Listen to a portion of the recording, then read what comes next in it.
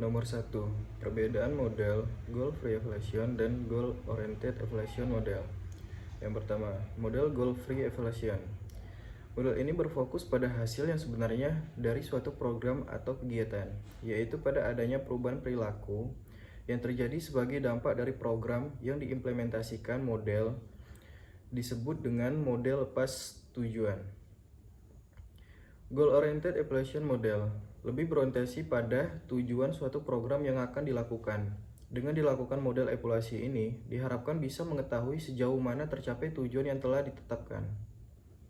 Soal nomor 2. Perbedaan sumatif formative evaluation model.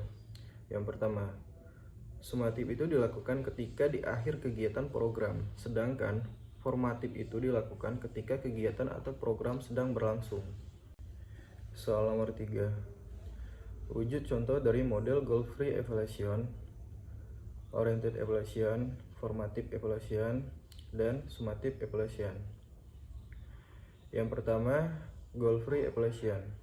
Perlu diketahui model ini adalah model lepas tujuan, bukan berarti tidak ada tujuan. Model ini hanya memperhatikan tujuan umum, di mana evaluator masih bisa mengembangkan tujuan-tujuan lain. Contohnya, mengevaluasi KTSP. Tujuan yang ditetapkan mengetahui hasil yang diperoleh melalui KTSP. Namun, evaluator dapat menambahkan apakah terjadi friksi dengan pemerintah daerah atau apakah terjadi perubahan nilai dalam masyarakat akibat KTSP.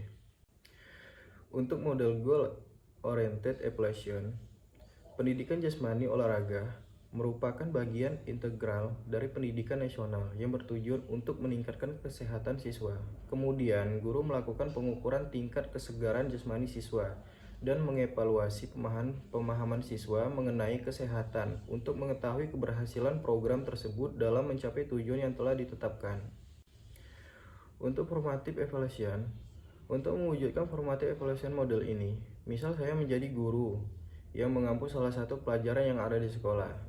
Pada proses pembelajaran, saya melakukan evaluasi dengan memberikan kuis atau tugas saat pelajaran berlangsung, yang bertujuan untuk mengukur atau melihat sudah sejauh mana siswa dalam memahami pelajaran tersebut.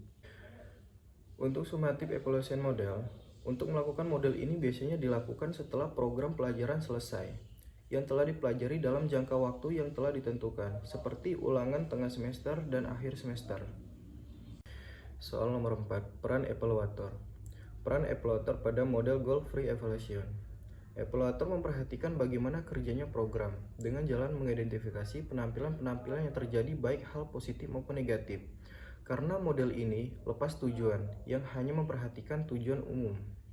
Untuk Goal-Oriented Evaluation Model, peran evaluator pada model ini ialah mengevaluasi secara terus-menerus untuk mengecek sejauh mana tujuan program yang telah terlaksana. Karena model ini berorientasi pada tujuan. Untuk formative summative evaluation model, peran evaluator pada formative dan summative ini ialah mengetahui tingkat capaian program, dan apabila tujuan belum tercapai, evaluator harus mengetahui letak salah satu atau kekurangan pada program tersebut. Kemudian hal itu digunakan untuk menentukan keputusan atau tindakan selanjutnya. Soal nomor 5, apa yang harus dilakukan evaluator jika evaluasi gagal? Jadi, menurut saya, evaluator harus mengetahui letak kesalahan atau penyebab gagalnya evaluasi tersebut. Kemudian, evaluator merencanakan atau menyusun hal-hal yang harus diperbaiki untuk kelangsungan evaluasi program selanjutnya.